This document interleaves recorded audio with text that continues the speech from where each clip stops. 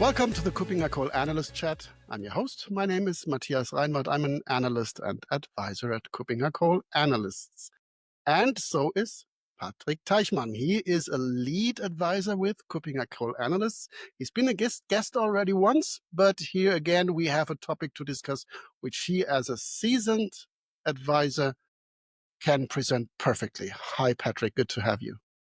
Thank you, Matthias. Great to be back. Great to have you. And you suggested a topic, and we're running up to Identity Fabric Impact Day. And this is so much not a technical topic, which I really loved, so that we are really looking at a topic that you as a practitioner, that many organizations, and especially the IAM teams are facing. The main topic is not everything is IAM. First of all, what do you mean by that? First of all, before we go into deeper questions, why is not everything IAM?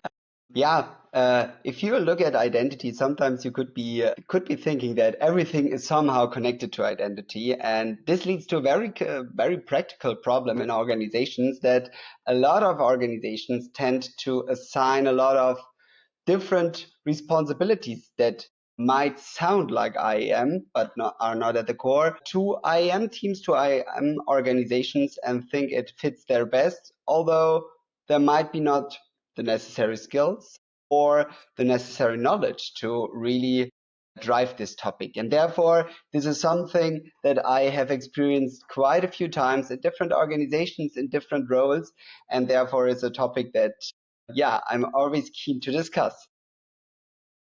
I always said, once I retire, sometimes in the future, there should be one sentence by me that should be remembered by everybody.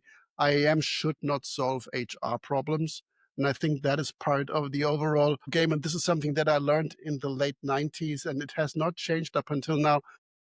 But to start with the questions, why is that? Why do IAM teams so often become the fallback for unresolved ownership of problems, of tasks in other parts of the organizations? Why is that? I think one of the core things is that a lot of IAM teams are equipped with a platform. Yeah, so a lot of IGA tools, IAM tools in a broader perspective are very flexible and offer quite extensive solutions to solve workflow problems, for example. And therefore, a lot of organizations think, okay, that might be the right place to solve our very custom problem in terms of different areas of challenges that organizations face. So, but that's also actually an organizational problem. So there is a lack of ownership for individual tasks. So they need to be put somewhere. And if I think back, the usual thing I can think of is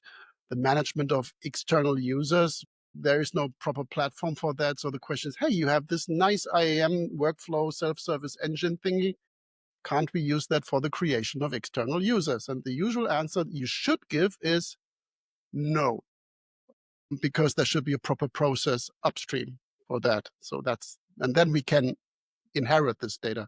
But can you share concrete examples from your experience? Of course, not naming organizations, maybe a bit of pseudonymizing, but can you share some examples where that actually happened and where it absorbed manpower, women power in teams that would have been better spent for something else? Yes, and there comes a very well recognized use case that, yeah, I can remember very good.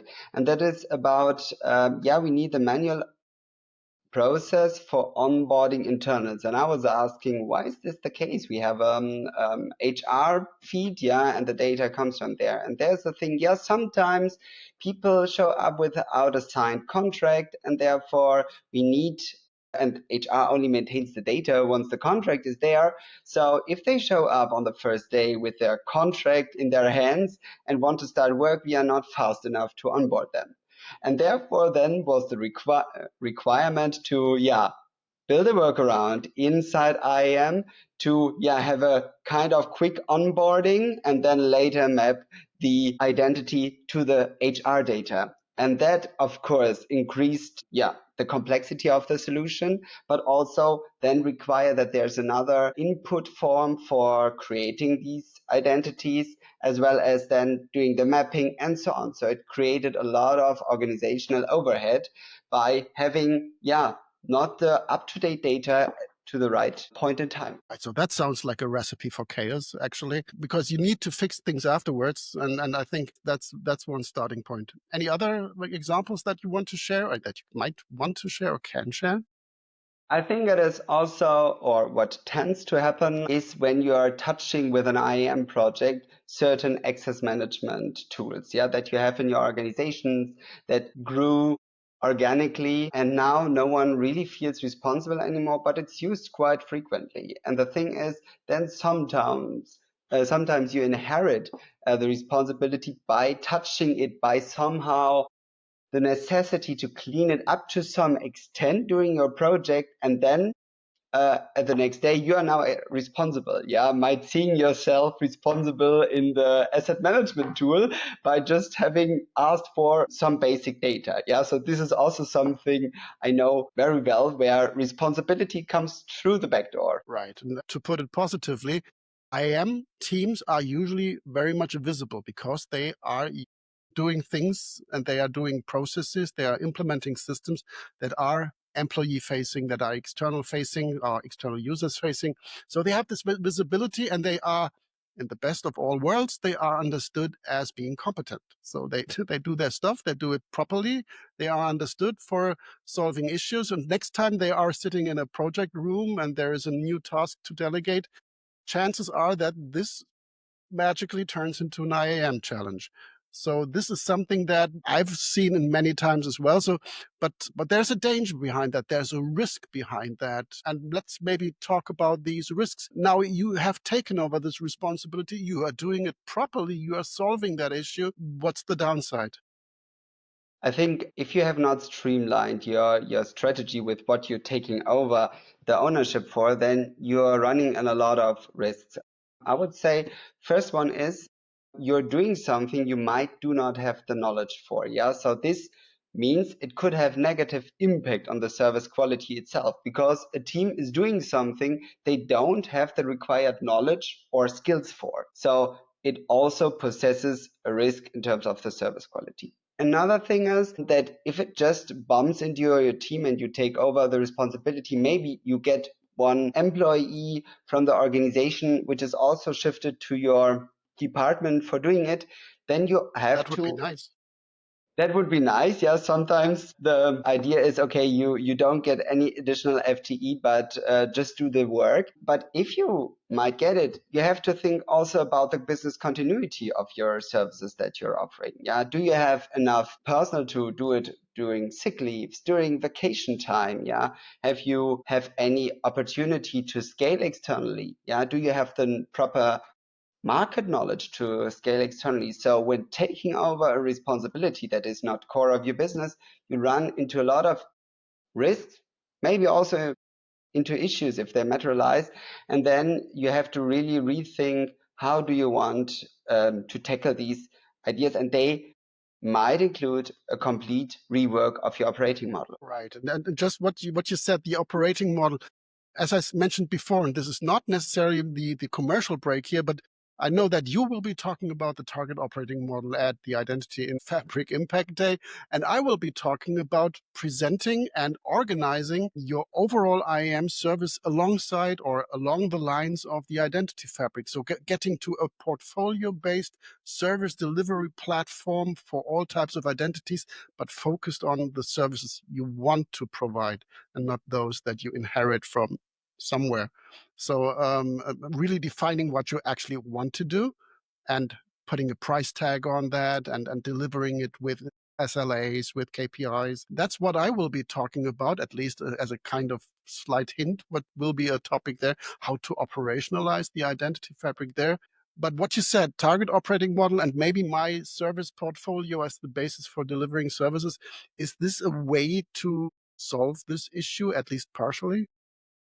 I would say it's a good starting point. I think before it comes, of course, with your strategy. What strategy do you follow? What strategy do you have? What do you want to accomplish with the services you're offering? And I think then to develop in line with that a target operating model which talks about which service are you offering, what is needed from the different areas, like the business areas, from the development teams, IAM is the spider in the web, so you're always demanding something, requiring information from business application owners, from process owners, and so on. So you have to really integrate with them. But on the other hand, it's also the point that you have to have a proper ability to scale. So the thing is, during the execution of your strategy, there might be changes in your environment that require you to onboard additional development capacities or for application onboarding, for example. So all of this requires really a model that supports your strategy. And therefore, I think, then continuing your strategy with a target operating model is a quite good idea. And therefore, yes, join me in my talk where I elaborate how you get from the IAM reference architecture then to a target operating model and what questions you have to ask yourself to have a really sustainable IAM target operating model. Right. You've mentioned the IAM is the spider in the web. So one question to answer is, where does this web end for me as IAM? So where's the boundary? Does my ownership end? Where are the interfaces that I have towards other teams? And usually they are easy to identify. This is cybersecurity. This is HR. This is governance teams that are not doing the actual access governance, but go beyond that. IT, GRC, but also data protection, the CISO. They are all stakeholders that you want to liaise with, but not necessarily do their jobs. So how can you establish these clearer boundaries? Is this a contract thing, an interface definition thing? Yeah, I would say so. Is not only to have a contract, might be the first thing, but also the second step to have an assignment of clear responsibilities. What for responsibilities can only lie decentrally. Yeah. I always see IAM as someone who, of course, or the IAM team, the IAM platform, the IGA platform, who supports you in fulfilling the policies and so on. But the responsibility to really maintain the data, to be compliant at the end lies in the organization. And we are enabling them with our tools.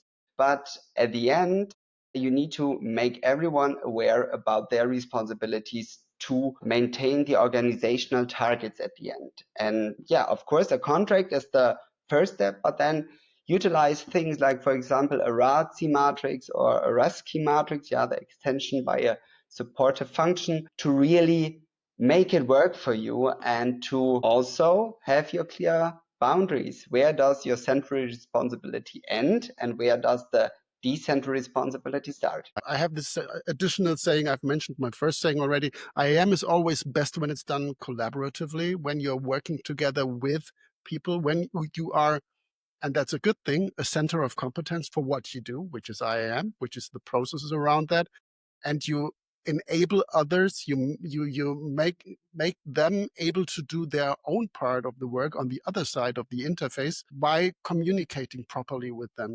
I think that's also a good starting point, really being there for communication and then really defining, okay, but yeah, I could do that, but I don't want to. In the end, also from time to time, using the word no can help in that. And it actually makes them and the IAM team improve their overall work and their collaboration. And this is part of this clean contract perspective that we discussed already, to say, okay, yeah, this is your part, this is my part, this is the handover. You agree to providing a service to me with a proper KPI, and the same I do for you, creation of accounts within, I don't know, 5 minutes or half a day, whatever it is. This would be a part of the contract. So anything else that you would demand from your partners to remain effective from your side? I would say what is very important at first for the IAM team, to really fund their no. Yeah. So if there is the requirement or the necessity to say no to taking over a particular responsibility, just saying no is very easy without a funding, but you can create your own intake framework that helps you to fund your no. Yeah. Understand your strategic boundaries. Where does your central responsibility lie? Where is it decentral? Then also understand what is the knowledge I have in my team. And if something comes in terms of the assignment of a particular responsibility, ask yourself, do I have the appropriate knowledge? Yeah, does it complement my team or does it dilute and start to defocusing because of this? Or do I create sub teams in my team and then now I just have a broader span of leading employees? So these are questions you should ask yourself. And then at the end, what I already mentioned, ask yourself, what do I need to have the operational continuity? Because the thing is, if it is unassigned in terms of responsibility at the moment, it might be just kept alive, right? But if I think about now delivering a good service, and if you're starting now with a new, fresh IGA platform, IAM platform, with a fresh team you have, then really understand the impact it has on your organization. But this is the very big takeaway here. No, it's easier when you have a documented strategy. Absolutely. And I hope that because what you're telling is really directly from real life, from the experience as a practitioner, and I can just confirm that. Usually there are these tasks that are leftovers or that have been taken over because of they were lying around and nobody does it and the process doesn't work without that. But when somebody of the audience listens to that and said, I should get rid of this, now that I've listened to Patrick, this is a task that is really no IAM task. What would be, and this is usually my question at the end of such an episode, so what would be a good starting point? So the 3 first steps to take to say, okay, this already has happened. I want to change that. I can get much better through this. Where to start? 3 points. 1, I would say start with reviewing your operating model, IAM operating model. Yeah, define your ownership, and if it does not yet, then define it and understand the limits of it. Yeah, clearly draw lines, and then start to map it to what you have. Yeah, from a strategic perspective, do a mapping and understand what does not belong here, and then you have a starting point to look for appropriate owners in the organization, or maybe to fund also or your requirement for finding someone new in the organization for taking over, and in the consequence then to also enable a transition. Yeah, at the end, of course, this is for the past. Yeah, so looking at the past, what you have already gathered, what might be there, but always think it's never too late, really to create a sustainable IAM target operating model. But for the future, create a decision list, understand what does the required responsibility or the responsibility you should be assigned require for skills, what is the knowledge that is required, what does this responsibility also mean to my organization, and what would I need to operate it good or even better than it is now. Matthias, from your end, anything else you would like to add, or did I miss something? I think no. As I said, when you came up with that topic, I said yes, please, let's talk about that, because this is really an issue that many organizations are facing, and that's because of this visibility that I've talked about. So when you're doing your job properly, let's add some jobs to that. So because they can handle that. No, they shouldn't. IAM is part of a service delivery when it comes to administration, but also in cybersecurity, in business enablement. And this, as you said, needs to be clearly defined. You really need to know what is my purpose within this organization? Where can I serve this company, this organization best, whatever organization it is? You are responsible for propelling the overall IAM platform to get better over time. We are talking about so many interesting new technologies and topics, say NHI, then you need to have these capabilities and the know-how available, and you should not create personnel or staff numbers for HR. So this is really not your job.